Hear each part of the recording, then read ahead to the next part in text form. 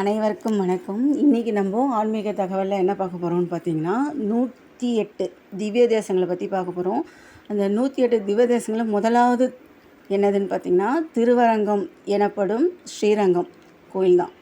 இந்த 108 திவ்ய தேசம் என்பது 12 ஆழ்வார்கள் மங்களாசாசனம் பெற்ற வைணவ திருத்தலங்கள் ஆகும். இதில் 108 திருத்தலங்கள் முதலாவதாக வருதுன்னு பார்த்திங்கன்னா ஸ்ரீரங்கம் தான் உள்ள ரங்கநாத சுவாமி கோவில் தான் ஆகும். 108 திவ்ய தேசங்களில் 105 திருத்தலங்கள் இந்தியாவில் உள்ளன. ஒன்று மட்டும் நேபாளத்தில் உள்ளது மற்றும் கடைசி 2 திருப்பார்கடல் மற்றும் வைகுண்டத்தில் இருப்பதாக நம்பப்படுகிறது. பூலோக வைகுண்டம் பெருமாள், அதாவது இந்த ஸ்ரீரங்கத்தை பூலோக வைகுண்டம் அப்படின்னும் சில பேர் அழைக்கிறாங்க. இந்த கோவிலோட வரலாறுன்னு பார்க்கும்போது ஒரு காலத்தில் ராமர் யுத்தம்லாம் முடிச்சுட்டு, அதாவது ராவணன் கூட யுத்தம் முடிச்சுட்டு போர்லாம் முடிச்சுட்டு இதுக்கு வரார் இல்லையா, அயோத்திக்கு திரும்பினோடனே ராமருக்கு பட்டாபிஷேகம்லாம் நடக்குது. பட்டாபிஷேகம் நடந்ததுக்கப்புறமா விபூஷணனை நீ உங்கள் நாட்டுக்கு போயிட்டு, விபூஷணா ராமருக்கு பக்கத்துணையாக இருந்தார் இல்லையா, அவர் கூடவே ராமர் கூட அயோத்திக்கு வராரு. வந்ததுக்கப்புறமா ராமருக்கு பட்டாபிஷேகம் நடக்குது.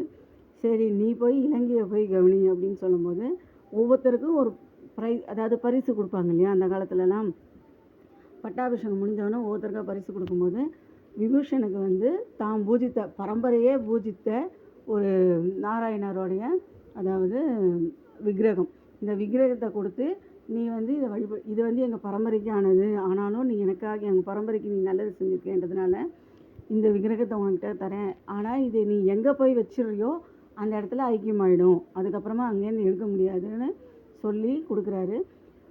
சரின்னு சொல்லிவிட்டு விபூஷணன் இதை வாங்கிட்டு கிளம்புறாரு. கிளம்பி போயின்னு இருக்கும் போது என்ன ஆகும்னு பார்த்தீங்கன்னா, வழியில் இவர் சந்தியாவதனம்லாம் பண்ணுவார் இல்லையா, மாலை நேரம் வருது, சந்தியாவதனம் பண்ணணும். அப்போது அங்கே ஆத்தங்கரைக்கு போகிறாரு. எங்கன்னா ஸ்ரீரங்கத்துக்கிட்ட தான் கரெக்டாக அப்போது அந்த ஆறு இருக்கு, காவேரி ஆறு இருக்கு இல்லையா, அங்கே சந்தியாவதனம் பண்ணுறதுக்காக வராரு. அங்கே சுற்றி முற்றி பார்க்குறாரு. அதாவது யாராவது இருந்தால் அந்த விக்கிரகத்தை கையில் கொடுத்துட்டு நம்ம சந்தியாவதனம் பண்ணிட்டு வந்துடலாமே அப்படின்னு சொல்லி சுற்றி பார்க்கும்போது ஒரு சின்ன சிறுவன் மட்டும் வராரு. அந்த சிறுவன் யாருன்னு பார்த்தீங்கன்னா விநாயகராக சொல்கிறாங்க. ஸோ அவர்கிட்ட கொடுத்துட்டு சந்தியாவதனம் பண்ணிட்டு வரதுக்குள்ளே நான் 3 இடத்துக்குள்ளே நீ திரும்பி வந்துடணும், இல்லைன்னா நான் கீழே வச்சுருவேன். இவர் வேணுன்ட்டே கடகடன்னு சொல்லி கீழே வச்சிடுறாரு. அந்த இடத்துலேருந்து எடுக்க முடியாமல் போயிடுது. இந்த கதை நிறைய பேருக்கு தெரிஞ்சிருக்கலாம், தெரியாதவங்களுக்கு சொல்கிறேன். ஸோ அது வச்ச உடனே அந்த இடத்துல ஐக்கியமாயிடுறாரு. அதுக்கப்புறமா ரொம்ப வருத்தப்பட்டு பெருமாள்கிட்ட வேண்டுறாரு. பெருமாள் காட்சி கொடுத்து, நான் இந்த இடத்துலையே இருக்கிறதா உனக்கு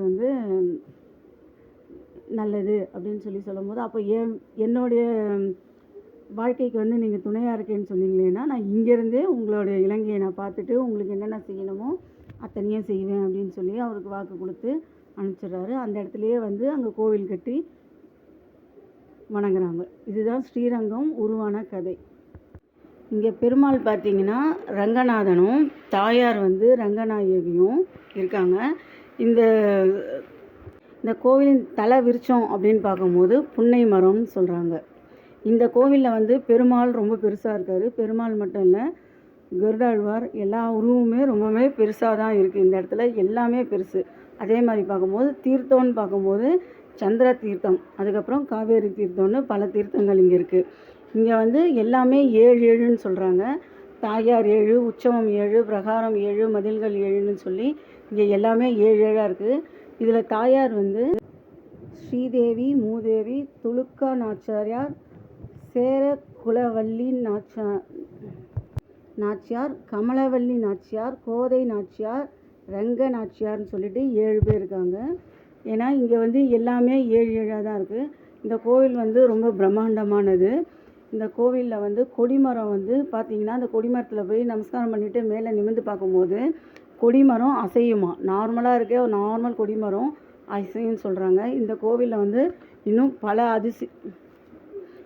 பல அதிசயங்கள்லாம் இருக்குது. நீங்கள் அந்த கோவிலுக்கு போயிட்டு அந்த கோவிலோடைய அழகையும் ரசித்து பெருமாளுடைய ஆசியும் பெற்று எல்லோரும் நல்லா இருக்கணும்னு அந்த ஆண்டவன்கிட்ட நான் வேண்டிக்கிறேன். ஓம் ஸ்ரீமன் நாராயணாய நமக.